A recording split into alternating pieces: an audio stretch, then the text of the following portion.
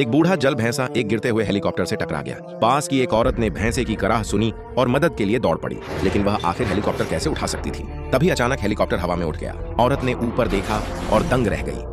वह कई मंजिल ऊंचा एक विशाल गोरिल्ला था। उसे डर था कि गोरिल्ला उसे नुकसान पहुंचाएगा, लेकिन उसने बस उसे देखा और चला गया। जैसे ही औरत ने राहत की सांस ली, उसके दिल में पछतावा भी भर गया। उसे एहसास हुआ कि उसे कभी इस रहस्यमय स्कल आइलैंड पर नहीं आना चाहिए था। कुछ घंटे पहले एक खोजी दल यहाँ अनुसंधान के लिए आया था। उन्होंने कहा कि वे शोध के लिए आए हैं, पर वास्तव में वे निर्दयता से हत्या कर रहे थे। जल्द ही उनकी क्रूरता ने द्वीप के शासक एक विशाल गोरिल्ला किंग कॉन्ग को क्रोधित कर दिया। किंग कॉन्ग ने जोरदार दहाड़ लगाई ताकि ये अजनबी इंसान वहां से चले जाए, लेकिन जाने के बजाय उन्होंने उस पर भयंकर हमला कर दिया। किंग कॉन्ग पूरी तरह गुस्से में आ गया। उसने दोनों मुट्ठियों से अपनी छाती पीटी और उन्हें आखिरी चेतावनी दी। अफसोस, उन्होंने उसकी चेतावनी को नजरअंदाज किया। असंख्य हेलीकॉप्टर उसके ऊपर मंडराने लगे और मिसाइलों की बारिश होने लगी। किंग कॉन्ग समझ गया कि वे उसे मारना चाहते हैं, इसलिए उसने भी दया न दिखाने का फैसला किया। किंग कॉन्ग को खत्म करने वाले जनरल का गुस्सा आसमान छू रहा था। उसने अपने कई सिपाही खो दिए थे और अब वह किंग कॉन्ग को टुकड़ों में चीर देना चाहता था।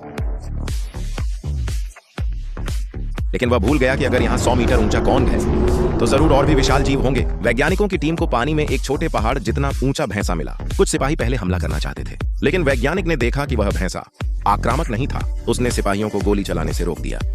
भैंसा भी उनके पास नहीं आया और खतरा टल गया। लेकिन यह स्कल आइलैंड था। यहाँ हर जानवर भैंसे जैसा शांत नहीं था। जल्द ही जनरल की टीम भयंकर खतरे में पड़ गई। उन्होंने देखा कि एक सिपाही का शरीर बांस से आर पार हो गया, लेकिन जब वे पास गए तो पता चला कि वह बांस नहीं था, वह तो एक विशाल मकड़ी का पैर था। सिपाहियों ने तुरंत उस पर गोलीबारी शुरू कर दी, लेकिन मकड़ी बहुत बड़ी होने के बावजूद बेहद फुर्तीली थी। वे उसे मार नहीं पाए, उल्टा उनके और साथी मारे गए। गुस्से में जनरल ने और जोरदार हमला करवाया। तब जाकर मकड़ी गई। उसकी आंखों में सिर्फ मकड़ी के लिए नहीं, बल्कि अपने सैनिकों के हत्यारे कॉन्ग के लिए भी आग थी। इसी दौरान कॉन्ग की मुलाकात जनरल के एक सिपाही से हो गई। सिपाही पत्थर के पीछे छिपकर कांप रहा था। सौभाग्य से कॉन्ग ने उसे नहीं देखा और चुपचाप अपने घावों का इलाज करने लगा। कॉन्ग ने अपने हाथों से पानी उठाया और पिया, लेकिन अगले ही पल उसकी आंखों में तेजी और गुस्सा भर गया। उसने पानी में हाथ डाला और एक विशाल ऑक्टोपस को बाहर खींच लिया। ऑक्टोपस ने तुरंत कॉन्ग को लपेट लिया और उसे घोंटने की कोशिश की, लेकिन कॉन्ग ने उसका सिर रौंद दिया और उसके सारे पंजे तोड़ डाले। फिर कॉन्ग ने उसे अपने हाथों से फाड़ दिया और वहीं उसका भोजन करने लगा।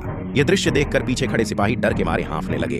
वह इस द्वीप का दानव नहीं बल्कि रक्षक था। स्थानीय लोगों ने वैज्ञानिकों से कहा कि स्कल आइलैंड पर पहले विशाल छिपकलियां राज करती थीं और सिर्फ कॉन्ग की वजह से वे दूर रहती हैं। कॉन्ग का मरना इस द्वीप के विनाश के बराबर होगा, क्योंकि फिर वे छिपकलियां लौट आएंगी। कहा जाता है कि ये विशाल छिपकलियां किसी पर बाप भी दया नहीं करती। जो भी जीव दिखे उस पर हमला कर देती हैं। कुछ सिपाहियों ने इसकी शक्ति पर यकीन नहीं किया जब तक उन्होंने अपने साथी को जिंदा निगलते नहीं देखा। सभी घबरा गए और उस राक्षस पर अंधाधुंध गोलियां चलाने लगे, लेकिन उनकी गोलियां उसके मजबूत शरीर पर बारिश की बूंदों जैसी थीं।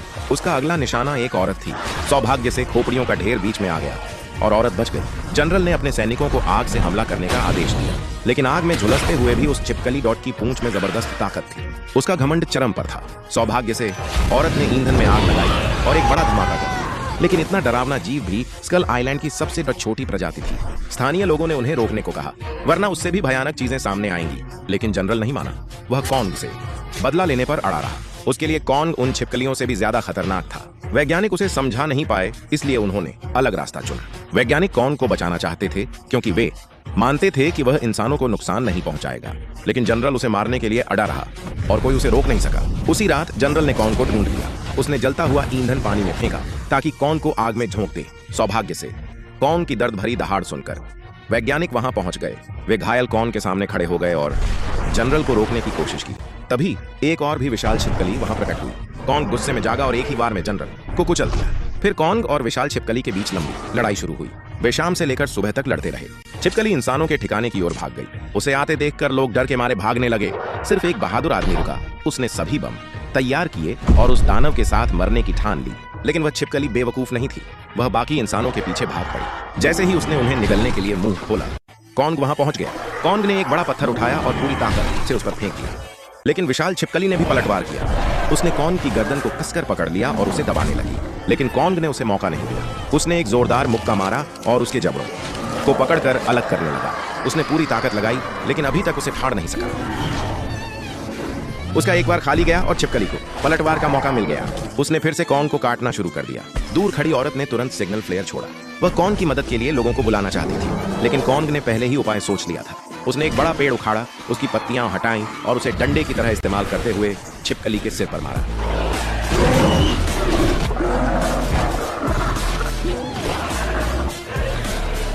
छिपकली पानी में गिरी, लेकिन तुरंत फिर उठ खड़ी। कौन पीछे की चट्टानों पर जा गिरा। वहां की लोहे की जंजीरें उसके शरीर में उलझ गईं और वह फंस गया। जैसे ही छिपकली कौन को मारने वाली थी, औरत द्वारा बुलाए गए लोग पहुंच गए। उन्होंने मिलकर गोलीबारी की और छिपकली का ध्यान भटका दिया। कौन ने मौका देखकर खुद को जंजीरों से छुड़ा लिया। छिपकली के इंसानों तक पहुंचने से पहले ही कौन ने उस पर वार कर दिया।